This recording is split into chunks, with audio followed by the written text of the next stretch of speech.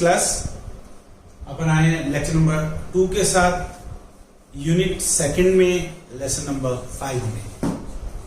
Last time पर अपन ने discuss किया था the definition of electric current and current density, विद्युत धारा और धारा घनत्व की परिभाषा, उनके मात्रक, उनकी डायरेक्शन के बारे में।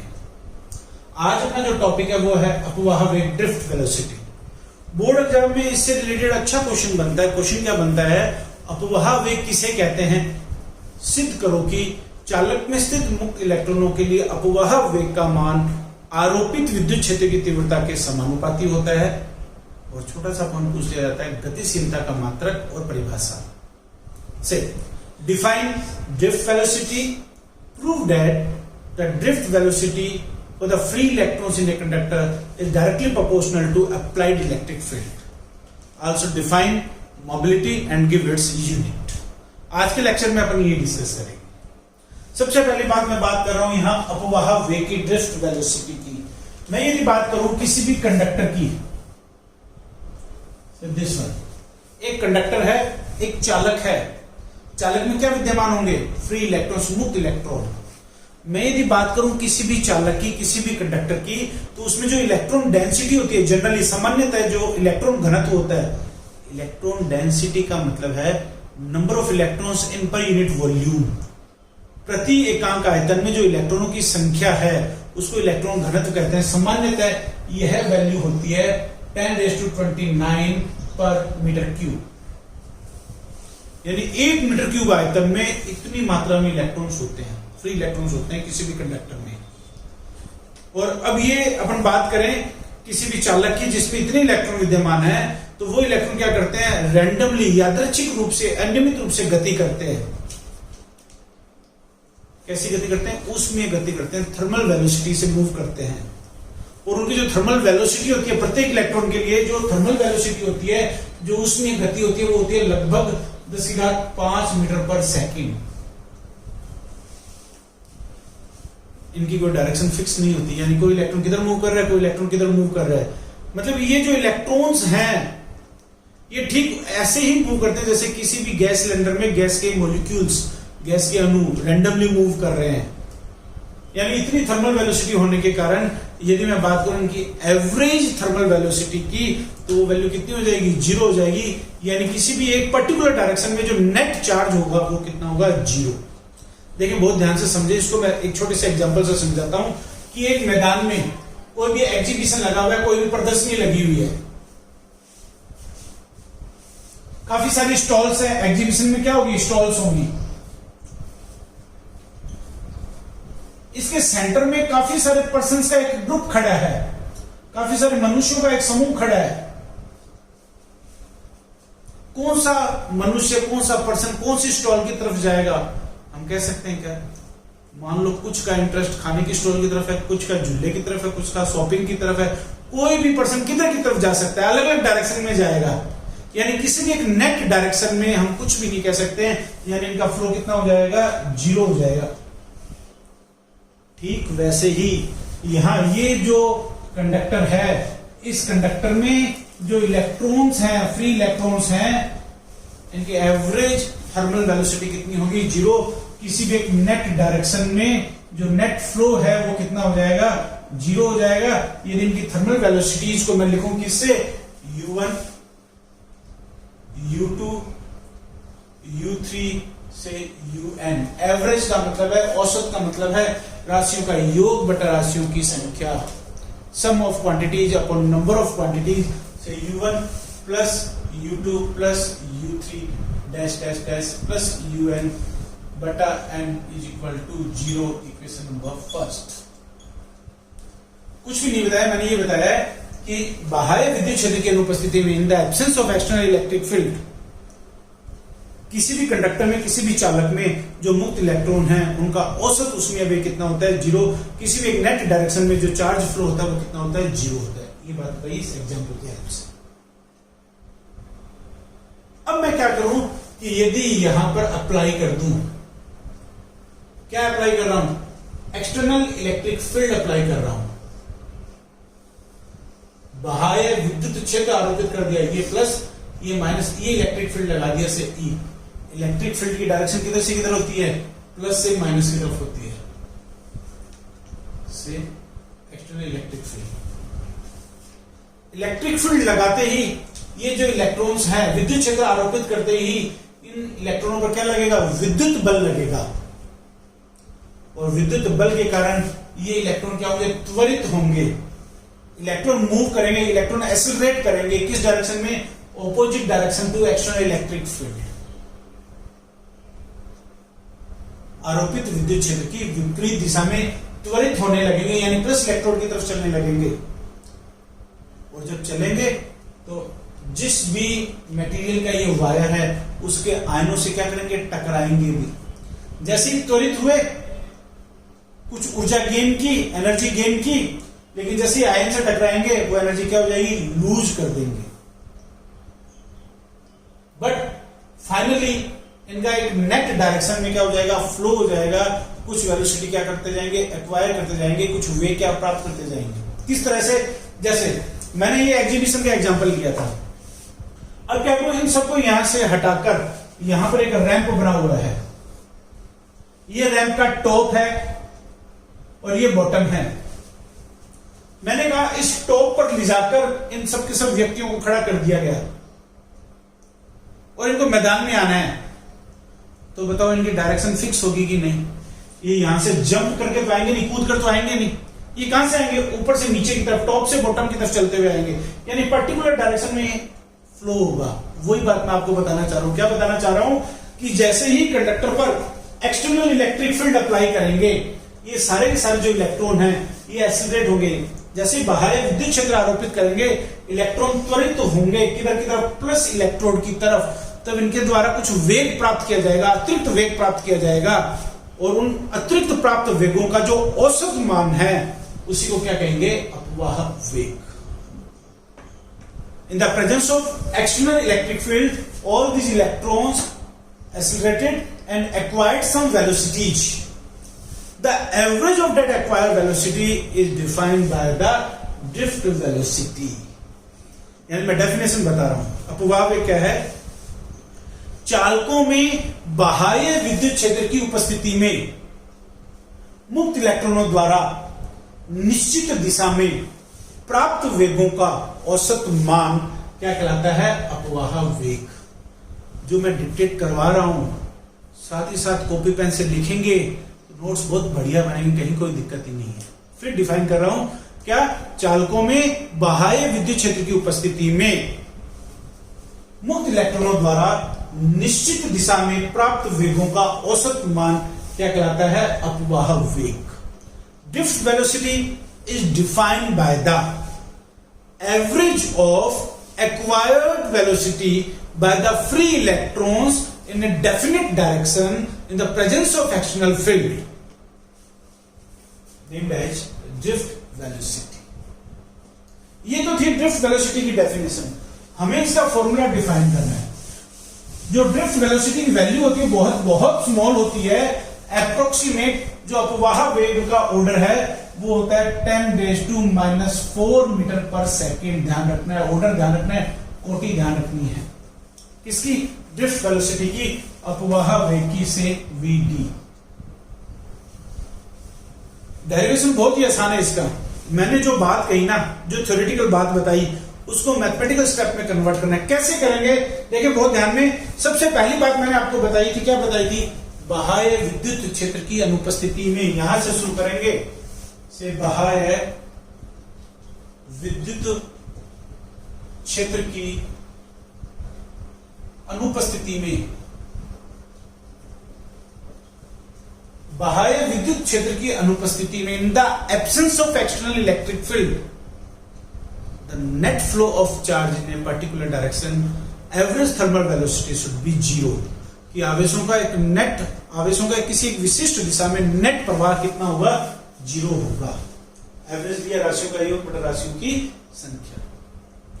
इसके बाद में क्या बताया था, ये इलेक्ट्रिक फील्ड अप्लाई कर दिया था, किसकी उपस्थिति, बाह्य विद्युत क्षेत्र की उपस्थिति में, इन the presence of external electric field, से बाह्य विद्युत क्षेत्र की उपस्थिति में क्या होगा? विद्युत क्षेत्र की उपस्थिति में इन इलेक्ट्रॉनों पर क्या लगेगा? विद्युत बल लगेगा। इलेक्ट्रॉन्स एक्सपीरियंस्ड इलेक्ट्रिक फोर्स, और फोर्स कितना होता है? से F लिखूंगा यहां पर। विद्युत बल F का फॉर्मूला होता है Q into E. Q electron का चार्ज कितना है? Minus E into E. Equation number second. दो स्टेप बताए हैं, in the presence of and in the absence of. In the absence, net flow is 0. In the presence of electric field, electric force is this one. बाह्य विद्युत क्षेत्र की अनुपस्थिति में, बाह्य विद्युत क्षेत्र की उपस्थिति में। मैंने बताया इस बल के कारण ये इलेक्ट्रॉन क्या होंगे? एक्सेलरेट होंगे, त्वरित होंगे। क्या? यदि इलेक्ट्रॉन का द्रव्यमान, मास ऑफ इलेक्ट्रॉन m हो, तब उत्पन्न त्वरित होने का मतलब है कि इनमें क्या उत्पन्न होगा? त्वरण उत्पन्न होगा। If the mass of electron is m, then produced acceleration, accelerate होंगे, डेट मींस इसमें क्या प्रोड्यूस होगा? एक्सेलरेशन प्रोड्यूस होगा। Acceleration by the definition A is equal to F upon m। F की वैल्यू पुट करेंगे तो ये आ जाएगा minus E upon m। Equation number third. Accelerate हो गए। अब मैंने आपको बताया जैसे ही एक्सेलरेट होंगे कोलिजन होगा, टक्कर होगी। किससे? रेस्ट आयन से, स्थिर आयनों से टक्कर होगी। दो क्रमागत टक्करों में लगा समय, time during two respectively collision को यदि मैं लिखूं T1, T2, T3 अलग अलग इलेक्ट्रॉनों के लिए, जिसको अपन कहते हैं रिलैक्सेशन टाइम यानी विश्रांति का, लिखूंगा यहां पर क्या? यदि क्रमागत टक्करों के मध्य, यदि क्रमागत टक्करों के मध्य लगा समय, इसको अपन कहते हैं विश्रांति काल। से T1, T2, T3 dash dash dash Tn हो। ये T को घुमा के लिखा क्योंकि बुक में जो सिंबल लिया वही लिया, कुछ भी लिख सकते हैं आप यहां पर, इसको टॉय बोलते हैं। से during two respectively collisions the time taken that is named as relaxation time कितना हो? T1, T2, T3 Tn हो, तब इलेक्ट्रॉन्स द्वारा प्राप्त अतिरिक्त वेग means the acquired velocities by the free electrons, यदि इसको लिखूं से V1, V2, V3 dash dash dash Vn। देखें ध्यान से, इनिशियल वेलोसिटी कितनी थी? u, एक्सेलरेशन कितना है? a, टाइम कितना है? t। तो फर्स्ट इक्वेशन लगाते हैं v is equal to u plus at। तो ये आ जाएगा v1 is equal to u1 plus a t1, u2 plus a t2, u3 plus a t3, un plus a tn। Vector form में लिख रहे हैं, टाइम स्केलर क्वांटिटी है, ध्यान से इस पर एरो साइन नहीं लगाना है आपको। से इक्वेशन नंबर 4। देखो बच्चों कुछ भी नहीं किया मैंने। पहली बात आपको बताई थी बाह्य विद्युत क्षेत्र की अनुपस्थिति में इन the absence of external electric field net flow of charge is 0। Second बात मैंने आपको बताई थी इन the presence of external electric field the electric force विद्युत बल कितना है? माइनस ई। तो एक्सीलरेशन जो त्वरण होगा A बराबर माइनस ई बटा m। प्राप्त अतिरिक्त वेग, मैंने आपको डेफिनेशन बताई थी, अपुवा वेग की परिभाषा क्या बताई थी कि इन प्राप्त अतिरिक्त वेगों का औसत मान, the average of these acquired velocities is known as drift velocity. तो लिखूंगा यहां क्या? By the definition of drift velocity, अपवाह वेग की परिभाषा से, by the definition of drift velocity से VD से लिखेंगे इसको औसत राशियों का योग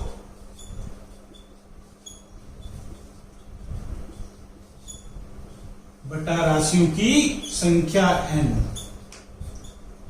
So equation number 5 by equation 4 and 5, ये वैल्यूज पुट करेंगे, ये आपके पास आ जाएगा drift velocity is equal to u1 plus at1 u2 plus at2 plus un plus a बटा n।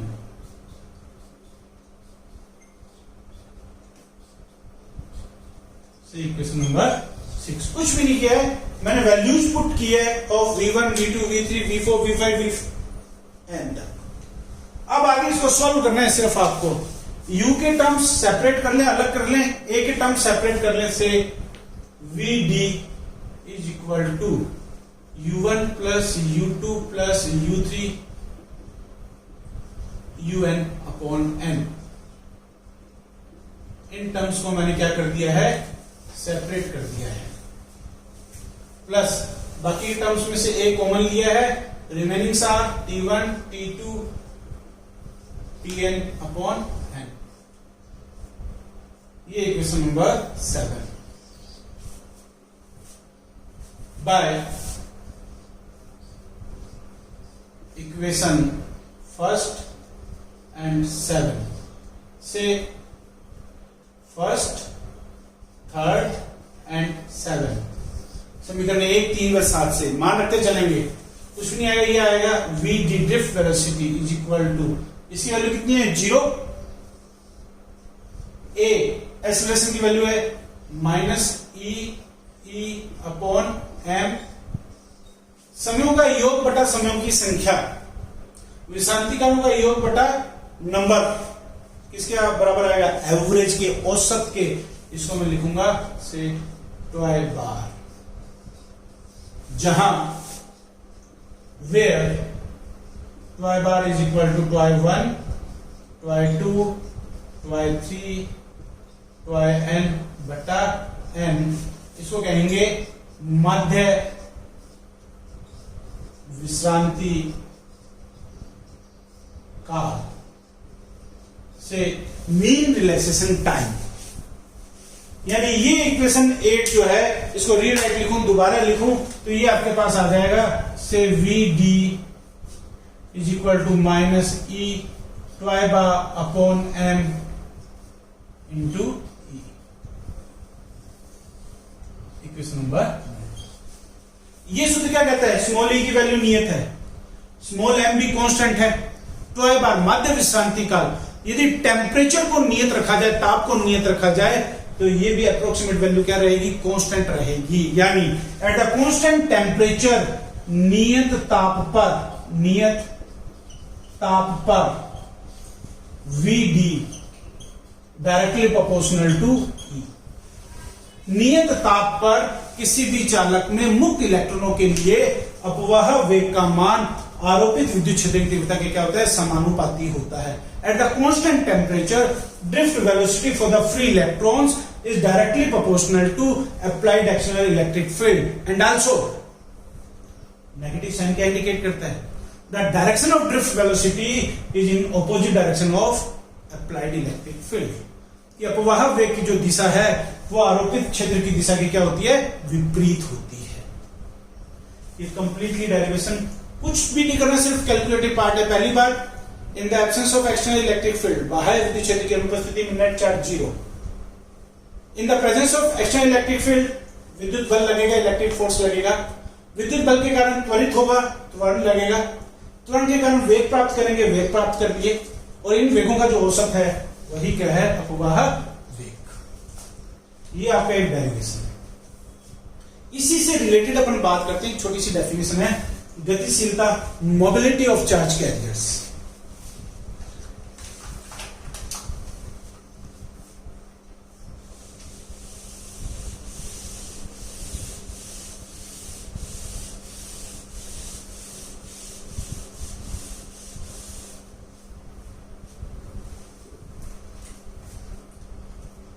से आवेश वाहकों की गतिशीलता, mobility of charge carriers.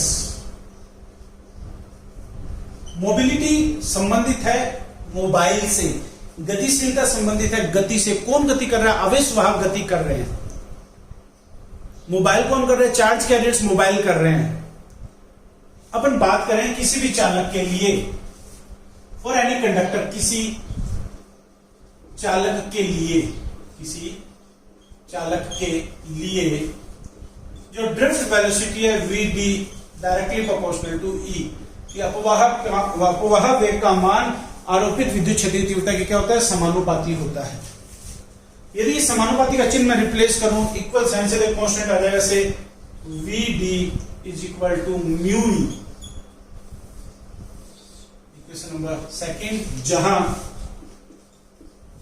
Mu बराबर है vd अपॉन e के। इसी को क्या कहते हैं? मोबिलिटी ऑफ चार्ज कैरियर्स, आवेश वाहकों की गतिशीलता है। मोबिलिटी ऑफ चार्ज कैरियर्स यानी म्यू। म्यू को कैसे डिफाइन करेंगे? ई की वैल्यू कितनी कर दूं? 1 कर दूं।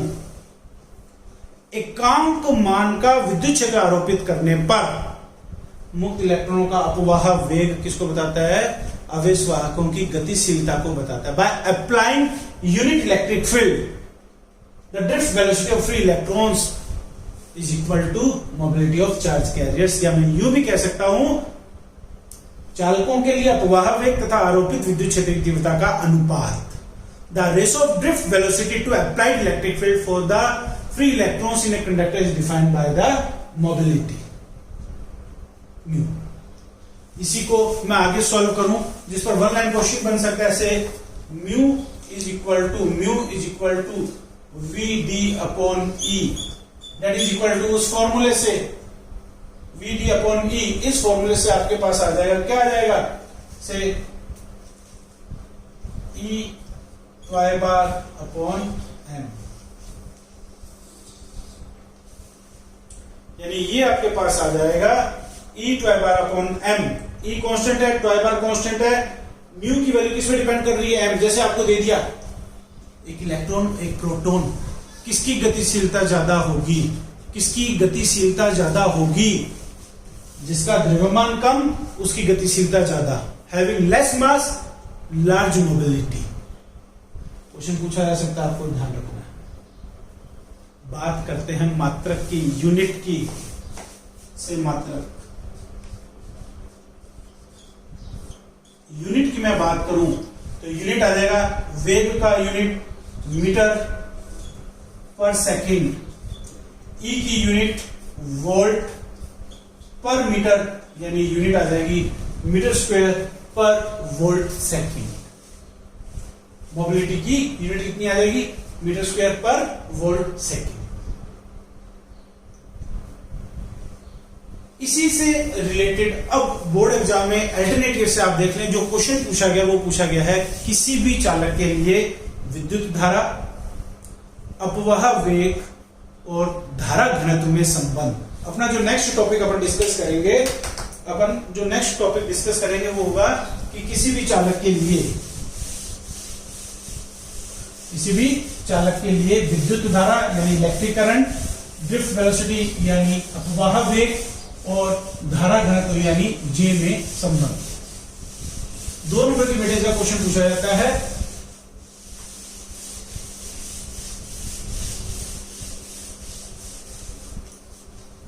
से विद्युत धारा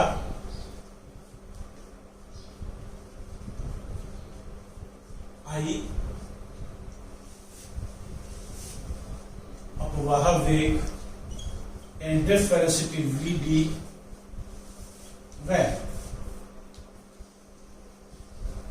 गतिशीलता लिख देता हूं मैं, यहां मोबिलिटी लिख देता हूं, गतिशीलता म्यू में संबंध। काफी इंपॉर्टेंट पॉइंट है, काफी इजी पॉइंट है।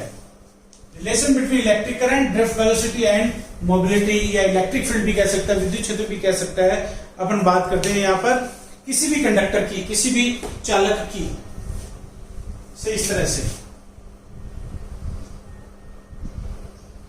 ये एक चालक है से कंडक्टर M1 M2, इसमें फ्री इलेक्ट्रॉन्स हैं। इस कंडक्टर की लेंथ अपन ले रहे हैं कितनी L, और इसका अनुप्रस्थ काट का क्षेत्रफल लंबाई L है, क्रॉस सेक्शनल एरिया A है, इसमें प्रवाहित धारा का मान कितना है I। अपन बात करें किसी भी चालक की, कंडक्टर की बात करते हैं। If electron density for the conductor is small n, क्या यदि चालक का संख्या घनत्व, यदि चालक का संख्या घनत्व, या संख्या घनत्व की जगह ज्यादा शब्द अच्छा रहेगा इलेक्ट्रॉन घनत्व, इलेक्ट्रॉन घनत्व स्मॉल n है। संख्या घनत्व, इलेक्ट्रॉन घनत्व का मतलब है number of electrons in per unit volume, प्रति एकांक आयतन में इलेक्ट्रॉनों की संख्या। इलेक्ट्रॉन डेंसिटी कितनी है small n। If electron density of A conductor is small n, तब चालक जिसका आयतन कितना है AL, volume, area into length, क्षेत्रफल इंटू लंबाई, तब चालक में उपस्थित कुल इलेक्ट्रॉन्स कितने होंगे, कैपिटल N को लिख रहा हूं। एकांक आयतन में कितने हैं स्मॉल n, यूनिट वॉल्यूम में कितने स्मॉल n, एल आयतन में कितने होंगे NaL, इक्वेशन नंबर फर्स्ट। अब बात करें if charge on each electron, यदि प्रत्येक इलेक्ट्रॉन पर आवेश, यदि प्रत्येक इलेक्ट्रॉन पर आवेश स्मॉल e है, तब चालक पर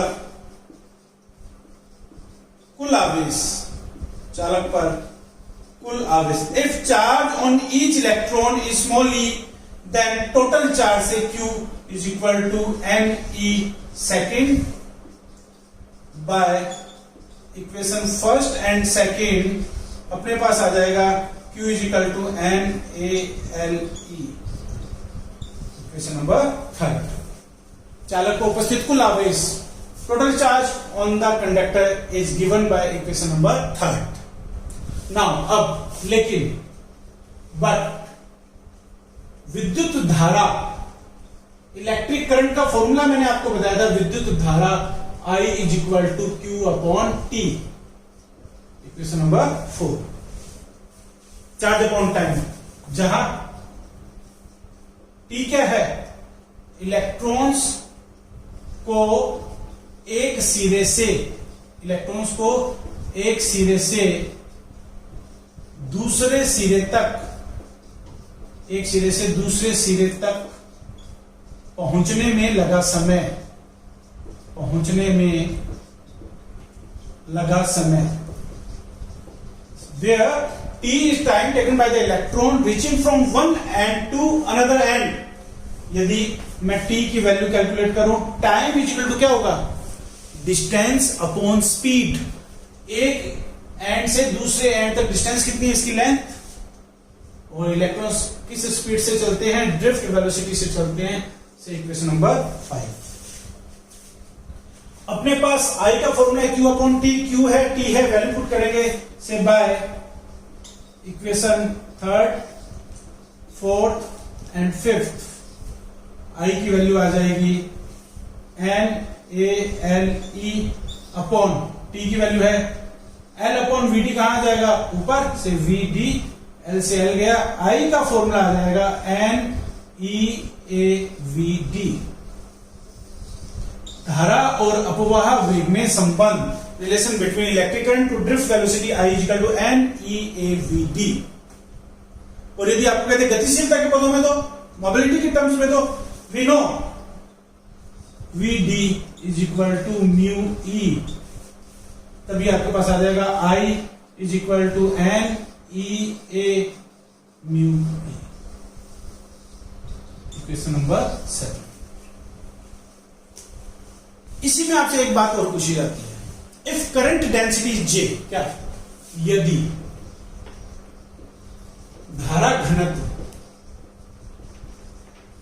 J हो, तब J is equal to I upon A से इक्वेशन नंबर। करंट डेंसिटी के टर्म्स में पूछ रहे तो लिख दे, current density I upon A, value put करेंगे कुछ भी नहीं है, बाय इक्वेशन 6, 7 एंड 8,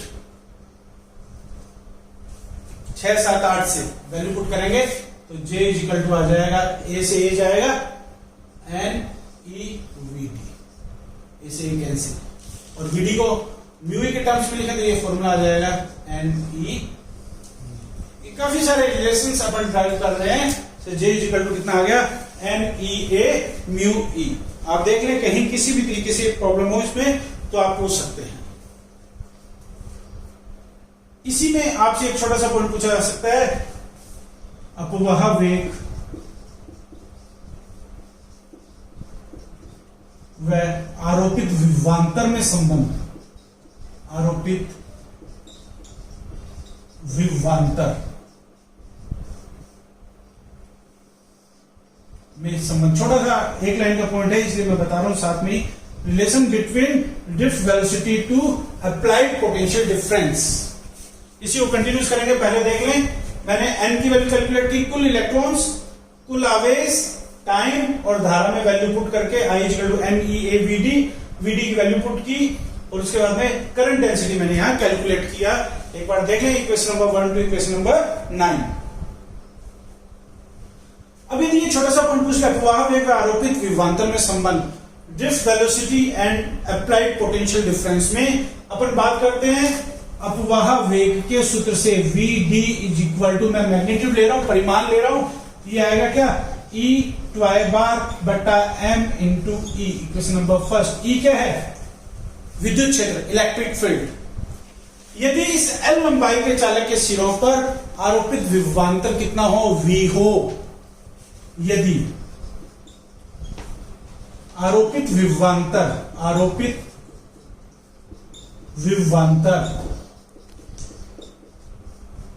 V हो, तब से applied potential difference is V, then E की जो वैल्यू होती है that is V upon L, equation number second. Electric field को हम डिफाइन करते हैं V अपॉन L से, 1 व 2 से VD is equal to E ट्वाई बार V अपॉन ML। यानी ये इक्वेशन क्या कहती है, कुछ भी नहीं किया, E की वैल्यू पुट की है पोटेंशियल डिफरेंस के टर्म्स में। L भी कांस्टेंट होगा गिवन कंडक्टर के लिए, तो ये क्या कहता है, VD directly proportional to V। कि आरोपित विभवांतर जो है, जो अपवाह वेग है आरोपित विभवांतर के क्या होगा, समानुपाती होगा। Drift velocity is directly proportional to applied potential difference. यहां ब्रैकेट में बंद करके इस चीज को मैं लिख रहा हूं, से VD is directly proportional to V। तो बच्चों ये काफी बड़ा एक डेरिवेशन था, ये अपन ने कंप्लीट किया। अपन अभी डिस्कस कर चुके हैं ड्रिफ्ट वेलोसिटी की डेफिनेशन, ड्रिफ्ट वेलोसिटी का फॉर्मूला, मोबिलिटी की डेफिनेशन, मोबिलिटी का फॉर्मूला, आई और वीडी में रिलेशन। नेक्स्ट क्लास में अब मिलेंगे न्यू पॉइंट के साथ नए लेक्चर में। Thank you very much.